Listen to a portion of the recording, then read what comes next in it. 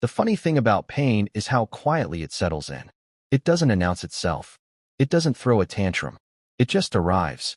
One moment you're joking with the guys at work, passing around a bag of fast food fries, and the next, you're staring at the steel beams 2 stories up, calculating whether the harness will hold, and then nothing. Just black. Like the world blinked without warning. When I woke up, my body was a battlefield. Torn ligaments, fractured spine, a shattered ankle that looked more like jigsaw than joint. The doctors didn't sugarcoat it. It's going to be a long road, one of them said, clipboard pressed to his chest like a shield. I nodded, even though I couldn't move my neck much yet. She wasn't there that day, or the next. When she finally walked into the room, 4 days post-op, her eyes darted around like she was scanning for exits. She brought flowers, sterile ones from the hospital gift shop. She set them on the table and said, "They didn't have your favorite." I didn't say anything. I just reached for her hand. She let me hold it for maybe 3 seconds before she pulled it back. Said she had a meeting. Said she'd try to come back tomorrow. She didn't. The days bled together in sterile whites and mechanical beeps. My body felt foreign, like it belonged to someone else. And in the silence between nurse rounds and rehab stretches, I replayed her voice in my head.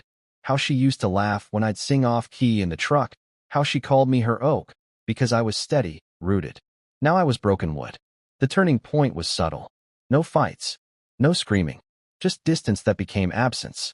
By week 3, she was visiting once every few days. Always glancing at her phone. Always with that vague smell of perfume that wasn't hers. Not the scent she wore the day I proposed, barefoot on that cabin porch, her cheeks pink from the mountain air. I asked her once, "Are you okay?" She hesitated. Then, I didn't sign up for this. That stuck with me. This, like I was some burden she hadn't budgeted for. Like love had a return policy, and I'd passed the point of exchange. 2 months into my recovery, I was transferred to an in-home care plan. A nurse came daily. My world shrank to a single level of the house we used to fill with music and burnt toast and Sunday morning coffee stains. She stayed in the guest room more often than not. I could hear her on the phone sometimes. Muffled voices. Laughter. Once, I wheeled myself to the hallway and caught the tail end of a sentence. "He's just stuck. I can't keep doing this. He's holding me back." She didn't know I was there. She didn't see the way those words hit me harder than the fall ever could. A week later, she left. No dramatic goodbye. Just a note on the kitchen counter. "I need space. I need to breathe. I hope you understand." I didn't. Not then. Not when I sat there, staring at that paper like it was written in a language I'd never learned. My nurse, Carla, found me that evening. She didn't say much, just made me tea and sat with me while I stared at nothing. She was good like that. Knew when silence was more comforting than words. The divorce papers came 2 weeks later. I signed them without reading. What was the point? Everything I wanted had already walked out the door. The months that followed were brutal.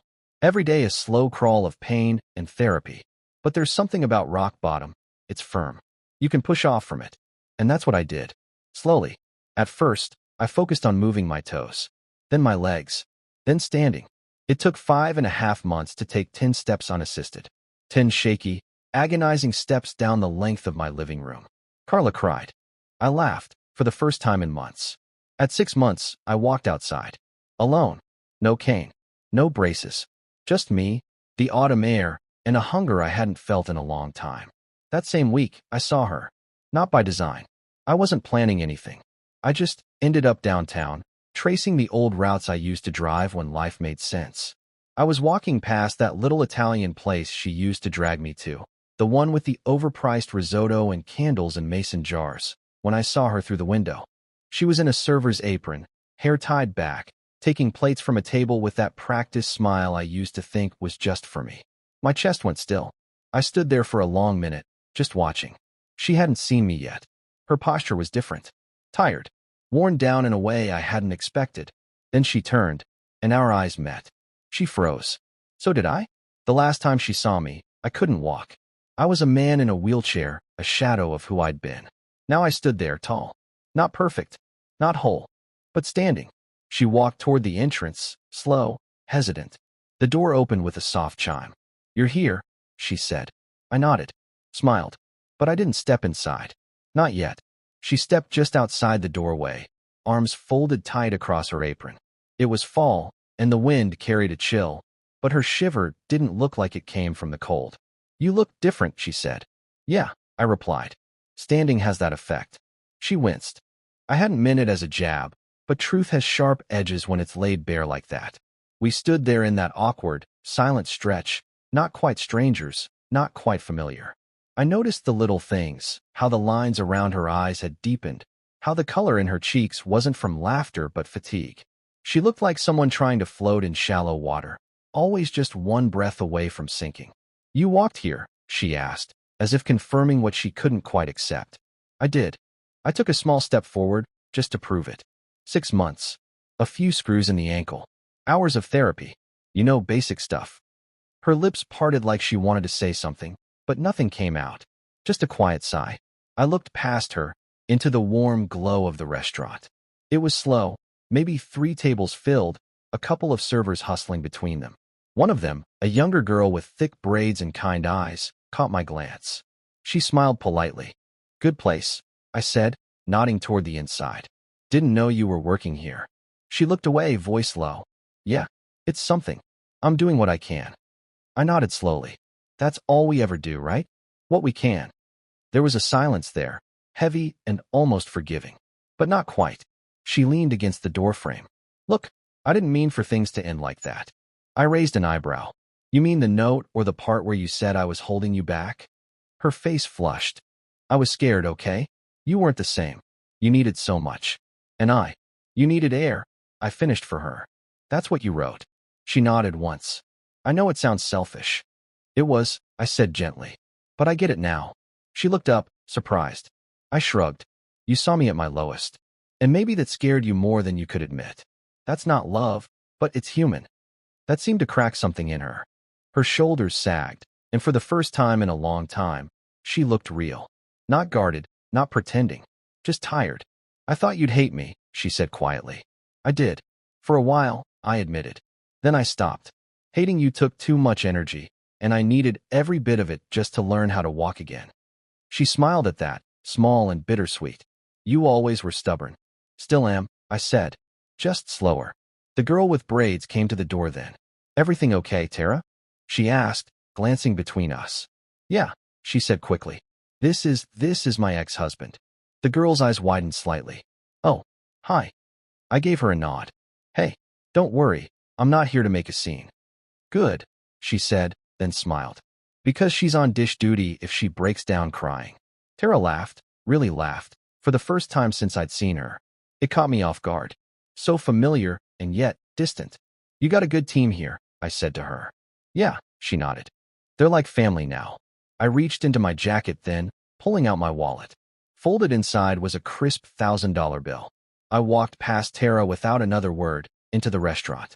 The braids girl followed me, curious. I set the money on the counter, looked her in the eye, and said, for you, not her. You've got a kind smile.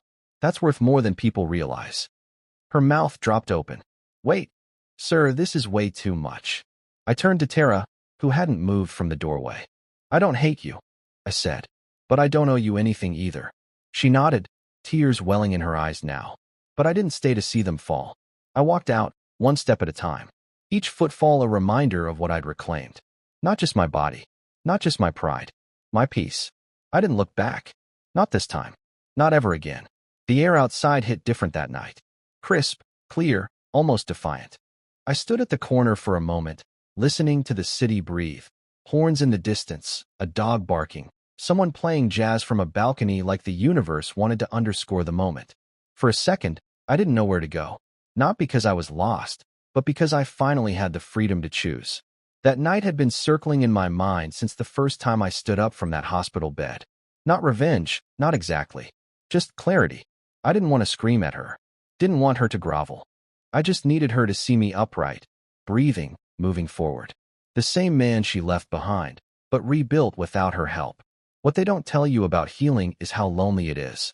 Not in the nobody loves me way. No, it's lonelier than that. Because people stop calling after a while. They stop asking how you're doing. Your pain becomes old news. But you carry it every day, and it carves you into someone new. 6 months ago, I couldn't even roll myself to the bathroom. Now, here I was, leaving behind the woman who once swore she'd never let go of my hand. I walked to the edge of the block. No cane, no limp, just determination. My truck was parked 3 streets over. Still a bit of a hike, but I welcomed it. With every step, I felt something shed off me. Anger, grief, the phantom weight of the man I used to be when she still called me hers. I passed a bakery where she and I used to buy croissants on Sundays. The owners were gone now. Place boarded up. Another piece of the past sealed shut. My phone buzzed. Unknown number. I let it go to voicemail. She texted a minute later. I wasn't expecting to feel all of that. I didn't know how far you'd come. I'm sorry. I stared at the screen, thumb hovering. Then I powered it off. There was no version of closure that required reopening wounds. She had walked away when I needed her most. I didn't need her to finish the journey. At a red light, I caught my reflection in a storefront window. Leaner, rougher around the edges. But there was something steady in my eyes now, something earned. Not everyone gets that. Not everyone survives the fall. She left me when I was broken. She said I was holding her back. But in truth, it was never about my injury. It was about weight, emotional, spiritual, the kind that can't be seen in X-rays. She didn't have the strength to carry it with me. So I carried it alone. And somewhere along the way, I learned to set it down. I reached the truck and climbed in. My hands still ached some days. My ankle would throb with the rain. But I could move. I could live. Before I started the engine, I thought about that $1,000 tip. I don't regret it. It wasn't about making a scene. It was about making a point. Some people leave you when you're down. Others smile at you when you walk in on your own 2 feet. It matters who you reward. And it matters who you don't look back for. That restaurant, that moment, it wasn't about her anymore. It was about me. And I was finally free.